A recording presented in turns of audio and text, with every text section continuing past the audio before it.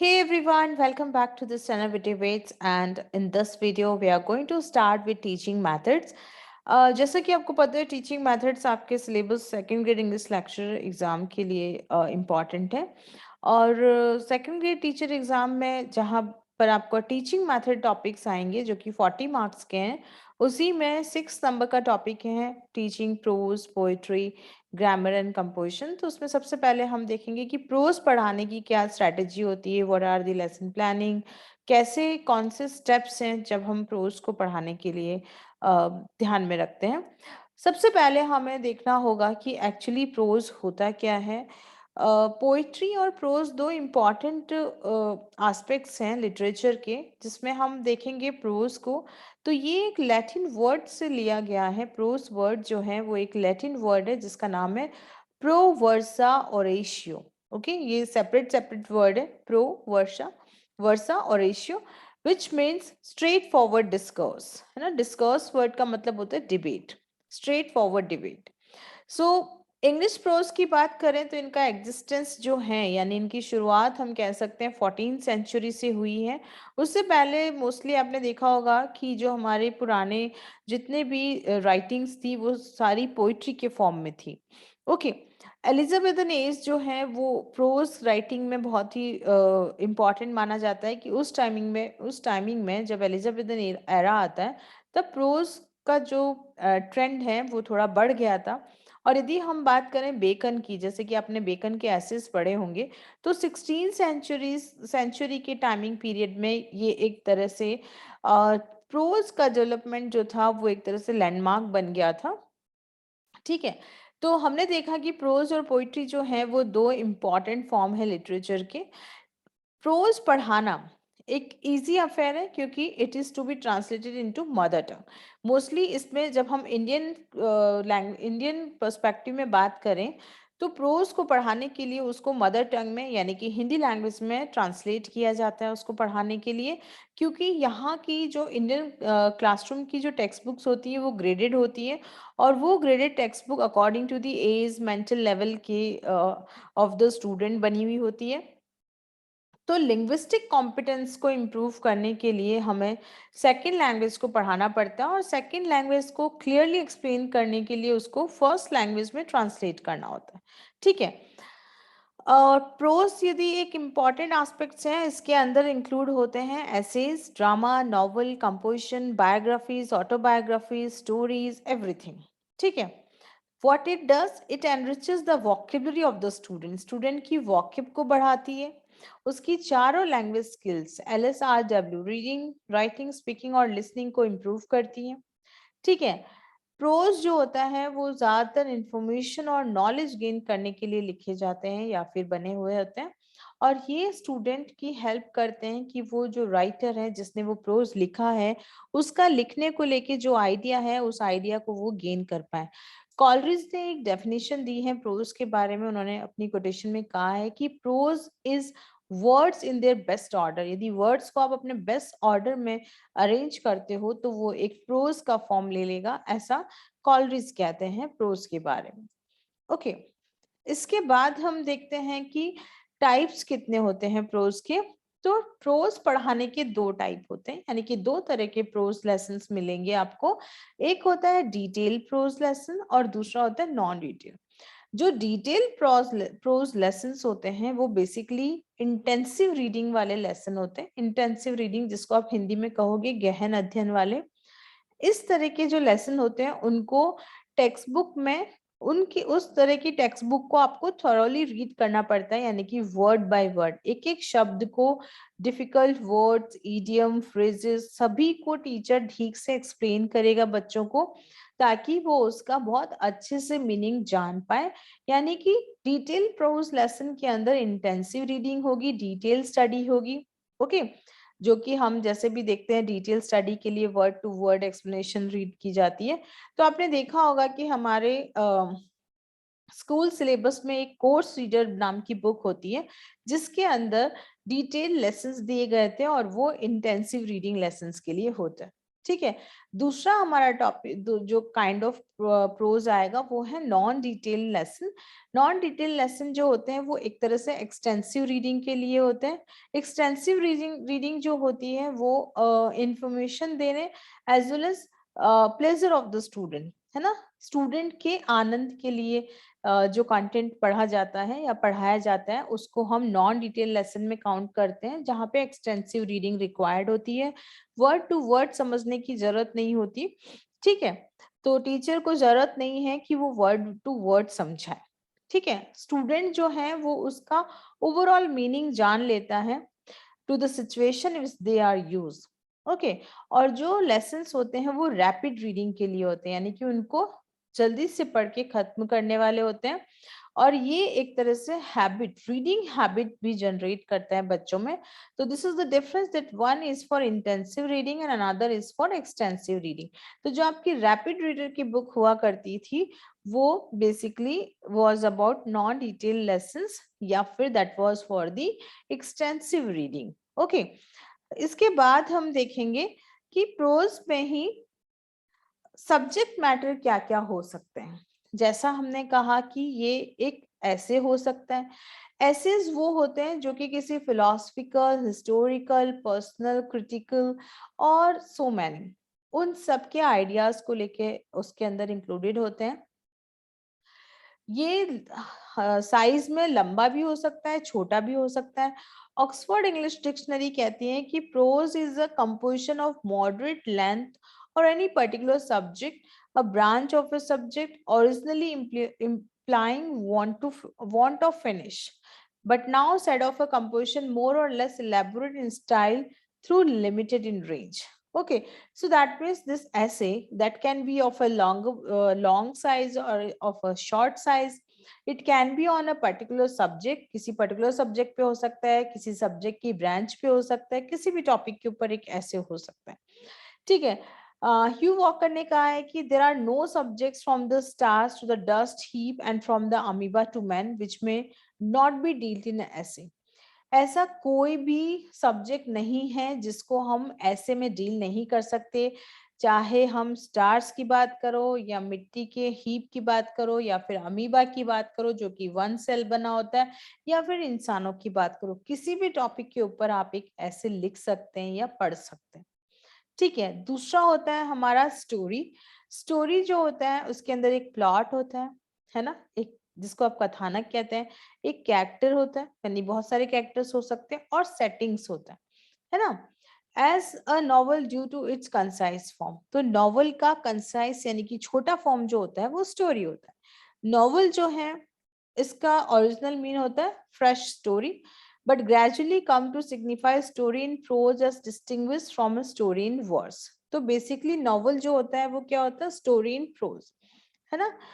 ठीक है, और डब्ल्यू विलियम ने कहा है कि नॉवल जो है वो क्या है, एक लॉन्ग नरेशन है in prose detailing the actions of fictitious people. Fictitious people कौन होते हैं, जो कि इमेजिनेशन पर बेस्ड होते हैं, दे आर नॉट रियल। ठीक है, तो नॉवल जो होता है वो एक लॉन्ग नरेशन होता है, स्टोरी का लॉन्ग फॉर्म, ठीक है, जो कि स्टोरी से बड़ा समझ लो आप। और नॉवल जो है वो स्टोरी जो है वो नॉवल का छोटा फॉर्म होता है।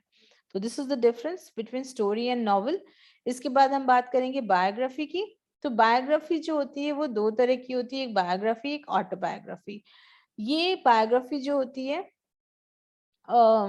इस टर्म को सबसे पहले ड्राइडन ने यूज किया था। ड्राइडन ने कहा था कि बायोग्राफी जो होती है वो the history of a particular man's life, किसी पर्टिकुलर इंसान के लाइफ की हिस्ट्री को हम बायोग्राफी कहते हैं। ये एक ट्रुथफुल रिकॉर्ड होता है, मतलब यहाँ पे सच्चाई होती है इस बायोग्राफी के अंदर, किसी पर्टिकुलर पर्सन की जिसके ऊपर ये बायोग्राफी लिखी गई है। वही सेम इसी से बना है ऑटोबायोग्राफी। ऑटोबायोग्राफी भी लाइफ हिस्ट्री होती है किसी एक पर्टिकुलर इंसान की, जिसने खुद ने अपनी लाइफ को इसके अंदर लिखा होता है।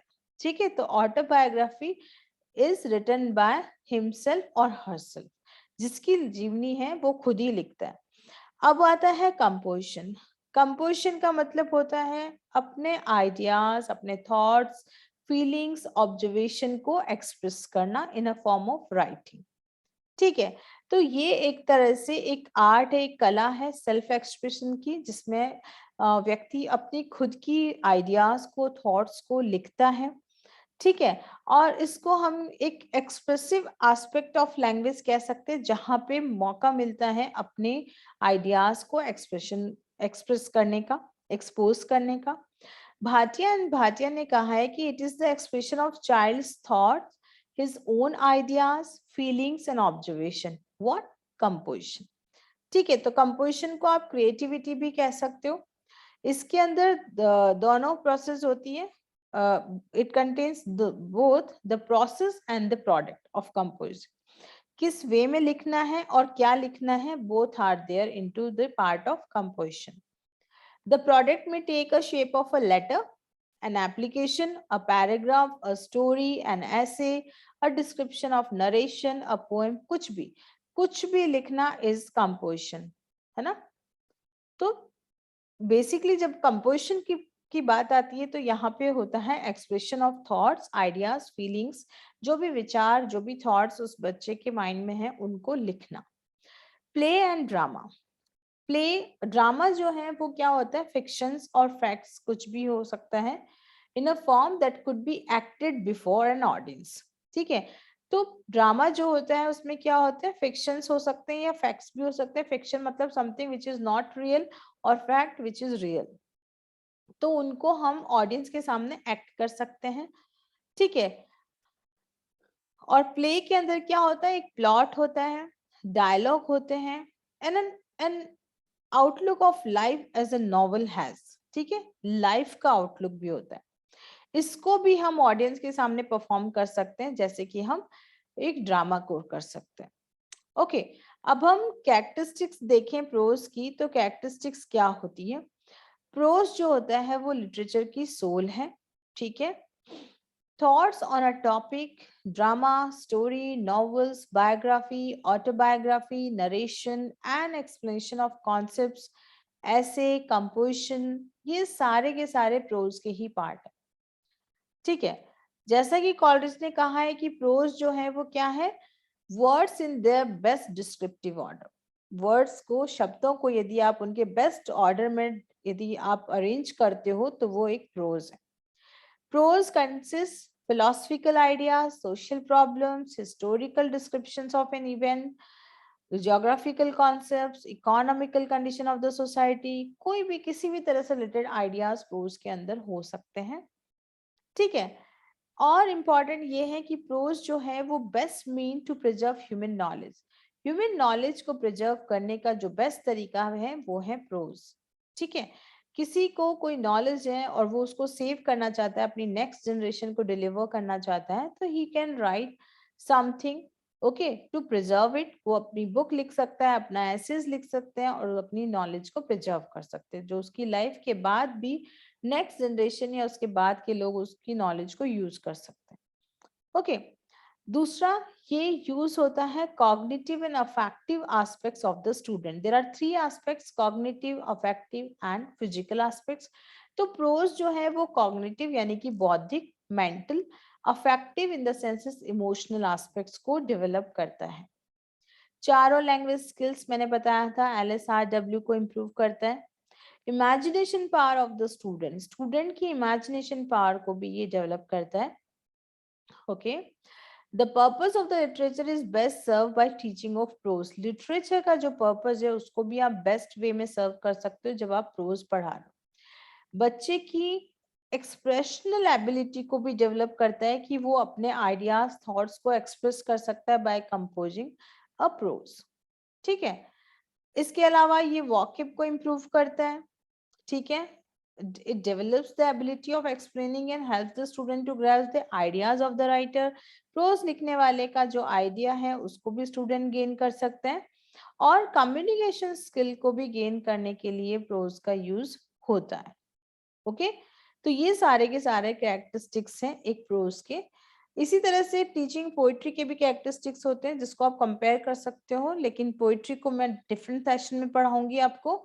इसके अलावा प्रोज के ऑब्जेक्टिव्स की बात करें, जब भी कोई टीचर किसी टॉपिक को पढ़ाता है तो उस पढ़ाने से पहले सबसे पहला पॉइंट आता है उसको पढ़ाने के पीछे के ऑब्जेक्टिव्स या उद्देश्य क्या है। तो दो तरह के हम ऑब्जेक्टिव्स देखते हैं when we are teaching prose और poetry anything. One is general, another is specific. यदि हम बात करें जनरल ऑब्जेक्टिव्स की, प्रोज को पढ़ाने के जनरल ऑब्जेक्टिव्स क्या है, तो वो हम ध्यान से देखते हैं। पहला ऑब्जेक्टिव ये है, जब हम प्रोज पढ़ा रहे हैं, कि हम चाहते हैं कि बच्चे के अंदर अंडरस्टैंडिंग डेवलप हो and comprehension as regards passage. उस पैसेज को लेकर उसकी अंडरस्टैंडिंग डेवलप हो, उसकी कॉम्प्रिहेंशन डेवलप हो। इसके अलावा the ability of loud reading, वो लाउड रीडिंग कर पाए उस पैसेज को पढ़ के विथ करेक्ट प्रोनाउंसिएशन। यदि वो जोर जोर से बोल के पढ़ रहा है तो उसका प्रोनाउंसिएशन करेक्ट होना चाहिए। एक ये उद्देश्य भी हो सकता है। वो करेक्ट स्ट्रेस, इंटोनेशन, उतार चढ़ाव, पॉज और आर्टिकुलेशन ऑफ वॉइस के साथ उसको बोले या उच्चारित करें। It is to enable the student to understand the passage by silent reading. एक और उद्देश्य ये भी होता है कि वो उसको completely समझे साइलेंट रीडिंग के साथ। ठीक है। लर्नर की एक्टिव और पैसिव वॉकेबलरी, एक्टिव वॉकेबलरी जो कि वो डेली लाइफ में यूज करता है, पैसिव वॉकेबलरी जो उसके लिए when he is composing something he can use that passive vocabulary। तो उसको भी एनरिच करने का काम, उसको भी बढ़ाने का काम कौन करता है, ये प्रोज पढ़ाना मेरा एक ऑब्जेक्टिव हो सकता है as a teacher. Okay, to make the students interested in enjoying reading and writing, reading और राइटिंग को में भी उसको एंजॉय मिले, ये भी एक जनरल ऑब्जेक्टिव हो सकता है। फिर वो अपने आइडियाज, अपनी फीलिंग्स, थॉट्स को orally as well as in writing express कर पाए। ओके, पावर ऑफ इमेजिनेशन और एक्सप्लेनेशन को डेवलप कर पाए। It is to enable them to perceive the knowledge contained in the passage, कि वो पैसेज के अंदर जो नॉलेज है उसको भी गेन करें, जो पैसेज जो भी इंफॉर्मेशन देना चाहता है वो उसको समझ पाए। इसके अलावा उद्देश्य ये भी हो सकता है कि बच्चे के अंदर critical thinking, what is wrong, what is right, ये डेवलप हो।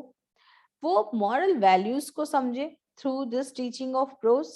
Okay, and it is to prepare the student for world citizenship। That means if he is gaining moral values, उसके अंदर अच्छी बातों का जनरेशन हो रहा है, तो definitely it will help him in being a world citizen।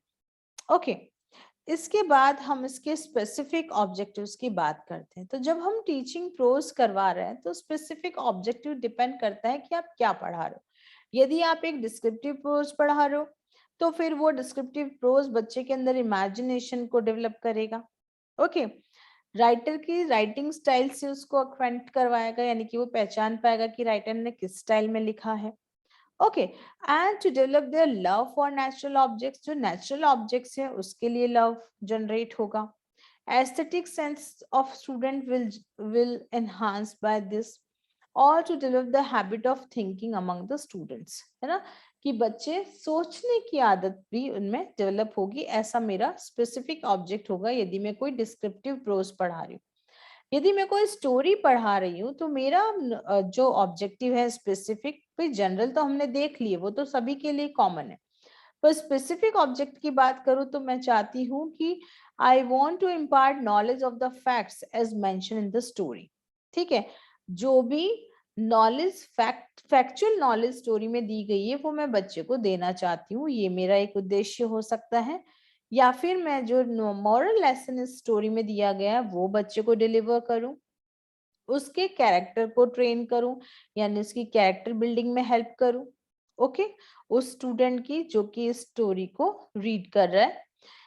और इसके अलावा मैं चाहती हूँ कि उसका स्टोरी राइटिंग का स्टाइल भी डेवलप हो, कि किस तरह से राइटर ने स्टोरी लिखी है।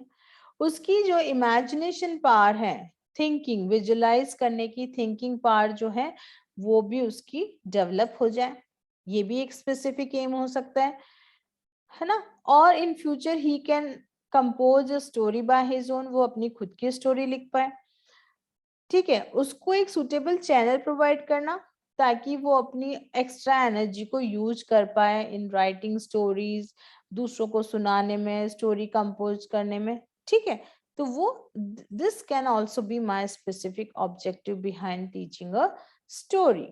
इसके बाद यदि मैं ऐसे पढ़ा रही हूँ तो ऐसे के पीछे क्या ऑब्जेक्ट हो सकता है कि मैं चाहती हूँ कि मैं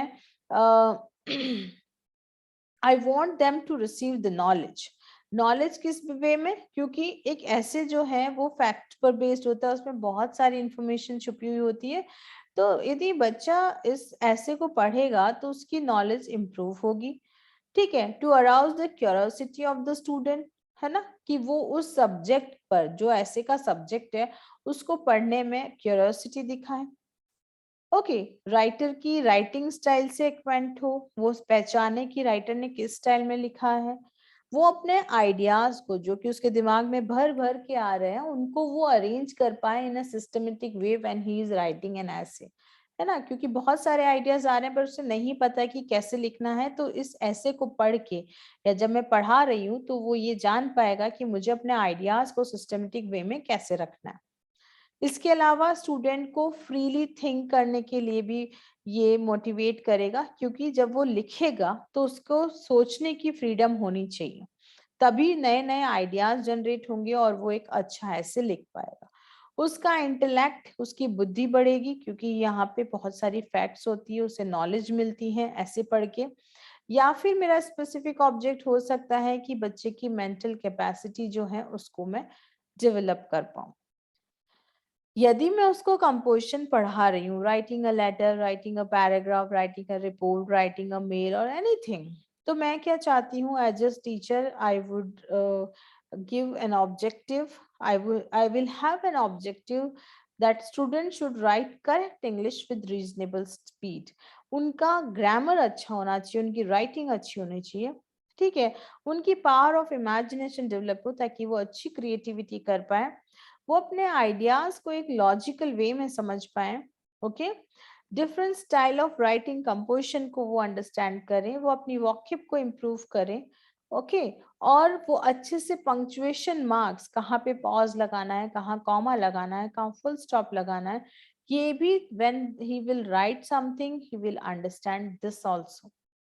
और स्टूडेंट को हम अप्रोप्रिएट वर्ड्स, है ना, फॉर देयर अप्रोप्रिएट यूज, जहाँ पे जो वर्ड का रिक्वायरमेंट हो उस वर्ड को वो यूज कर पाए, राइटिंग समथिंग, है ना, इन अ फॉर्म ऑफ कंपोजिशन, तो उसमें भी हम उसकी हेल्प कर सकते हैं। ये भी मेरा एक स्पेसिफिक ऑब्जेक्टिव हो सकता है when I am teaching something for specific purpose.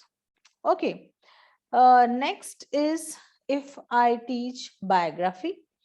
तो बायोग्राफी जब हम किसी की पढ़ा रहे हैं, किसी की लाइफ की, तो I want that he should acquaint with the life and deeds of the great man. Suppose if I'm teaching about Mahatma Gandhi, the biography of Mahatma Gandhi, so my motto is that he should know about the life of Mahatma Gandhi.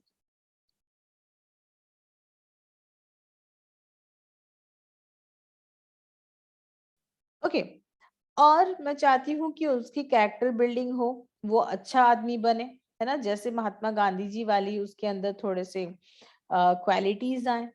उसका the love of aspiration, है ना, regarding the great man.